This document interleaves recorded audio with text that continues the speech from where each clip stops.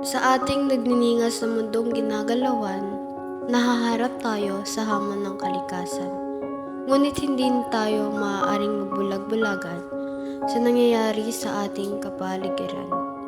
Natutunaw na ang mga yelo, tumataas ang mga dagat, ang mga bagyo'y lumalakas at ang mga basura'y nagkalat. Ngunit huwag mawalan ng pag-asa dahil mayroon pa rin tayong pagkakataon na baguhin ito. Kailangan lang ng pagtutulungan para sa pagbabago. Mula sa pag-iwas sa mga plastic straw hanggang sa mga carbon emissions, ang bawat aksyon ay kabilang, anuman ang laki o posisyon. Sama-sama tayong maghasik ng panibagong kinabukasan kung saan namumulaklak ang pagkakaisa at kapayapaan.